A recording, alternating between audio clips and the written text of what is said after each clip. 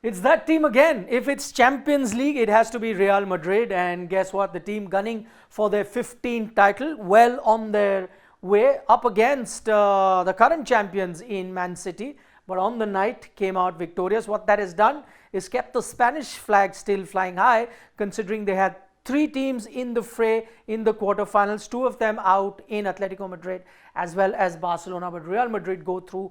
I can't say the same for the English Premier League, considered by many as the best, because now all the EPL teams are out. But we're going to concentrate on Real Madrid winning on penalties, because remember, it was a tie when the City team had gone to Madrid, and then it remained a tie, 1-1 here, and then had to go to extra time, which also could not break that deadlock, eventually to penalties, where Real Madrid win. What is it, Harshad, with Real Madrid and Champions League? I mean, this season they're doing well in the La Liga, but even in seasons where they're not even competing for the La Liga trophy, they more often than not go and win the Champions League. What happens when it comes to Champions League? I think the history of the competition, the history of their obsession, rather, it's become the obsession, I would say, over the last couple of decades. The fact that, of course, they were one of the teams to have backed the competition when it came about as an idea. The fact that Real Madrid even then were one of those, because the Champions League, when it started off as an idea, when it was conceived, there wasn't a lot of support that it got to begin with, but Real Madrid were always one of those teams, which is why they won the first 5, if memory serves me. European Cup. The European Cup back then.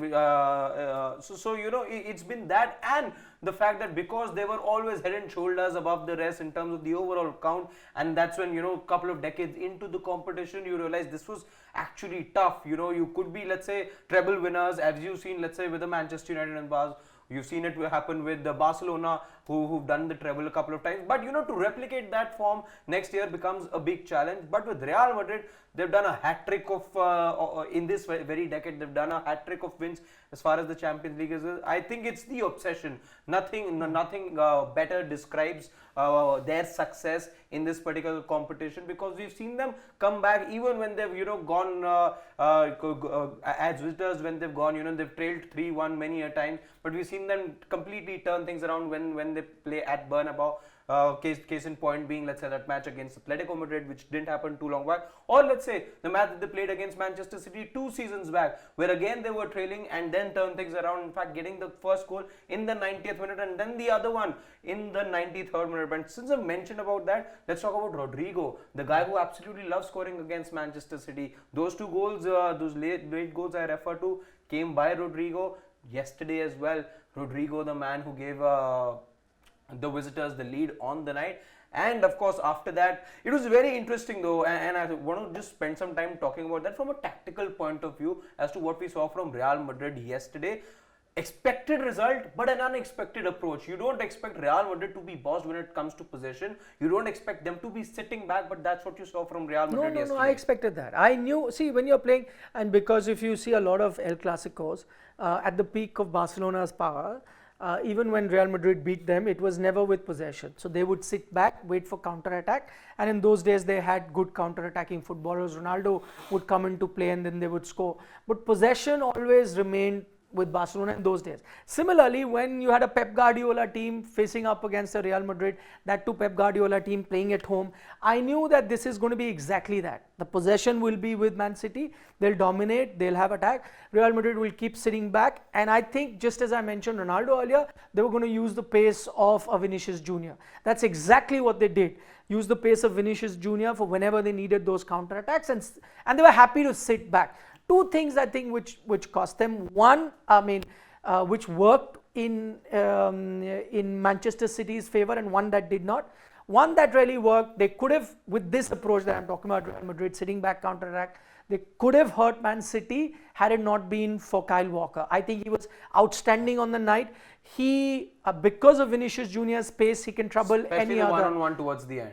No, even throughout the game. I think he was given that one job of marking Vinicius Jr. for those counter-attacks, and he did an outstanding job, which is what ensured that they don't get, after the Rodrigo goal, don't get too many other goals, because City was happy being in the other half of Madrid. Now, where I think City lost it, I think on the given night, ideally, if I'm just comparing chances, City should have won on the night fair and square in 90 minutes, shouldn't have gone. The easiest miss that I've seen in the last 4-5 games was the one by Kevin De Bruyne. And I know he scored, but that miss, like him, goal empty in front of him, such a big goal. Yeah, such a big. I mean, there were lots of other chances that Madrid got, and so did City. But those are marginal 50-50 chances. Somebody comes, makes a dive, saves it. But that, you in front of the goal, the goalkeeper at your mercy, you have the entire goal to put the ball in. And it's Kevin De Bruyne who scored the goal before that. And he's such a class player. Should have just finished that tie. That they did not score. I think it was over. No, but even though yes, there was a clear-cut chance which had to be converted. But for me, even when we went into the penalty shootout, there's an observation that I made, and I was pretty sure, given what had happened even prior to the start of the penalty shootout, that I felt Manchester City are already, let's say, trailing in that shootout, because the observation I made being Real Madrid didn't have as big a pep talk as Pep ended up giving to his team. There was a lot of excitement, a lot of animation that you saw from that Manchester City dugout.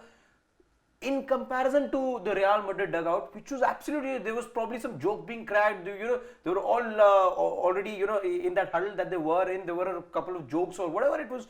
It was ultra cool. It was uber cool, that calmness that you saw from the Real Madrid dugout emanating at that point. And they were quick.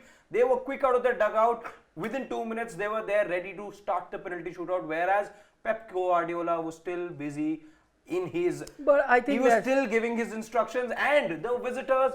It's always a sign. The visitor, you held Pep Guardiola guilty of overthinking at times. I wouldn't say it was exactly that yesterday, because the 11s that he named was pretty good. The substitutions he made, Doku substitution spot on, made a difference the moment that substitution happened. But that for me was a big sign, because again, this is Real Madrid that's now waiting for the host, the reigning champions, to come, get those instructions and get the penalty shootout started. Whereas they're there just waiting. City is still getting all those instructions, and which is why you then see two of their talismanic players missing the shootouts. Well, I thought they were too involved in strategizing in getting that penalty shootout started. Probably let the pressure come to them. That's one observation. I just thought it's just difference of coaching style. Ancelotti, if you've seen him over the years, firstly, I can't believe that he's the same coach that Real Madrid fired once after a season where he won them the Champions League. He was let go. Anyway, I think he's one of the best coaches in the world, ever has been, most underrated. But that's his style. You'll never see him animated.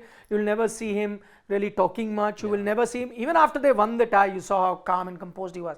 He's just a sage-like, elder, old gentleman, wise, sage-like sort of a guy. He's Don Carlo. But he was always like that, even during his time with Italian clubs. Very unlike an Italian, because Italians do have a lot of emotion. He's never been like that. Never was like that as a player as well, if you read about him. So I think that's difference of personality. Pep has always been the more animated, the talking. One. Yeah, so he talks. But I don't know whether that's make. In fact, I thought if it did make any difference, probably Madrid would have started slower than. Would have started better than City, but it was the other way around. City started better. Madrid were the slow starters. I'll be honest, I don't know, in body language it was pretty close. Loved that a keeper took a penalty and did such a clinical job. That was a highlight for me, because I like when keepers are given that responsibility. I thought when Rudiger came to take that final penalty, I thought he was underconfident, and I had a feeling he's going to miss it. If you see the replay, once he scores, he takes a few seconds to realize that he scored.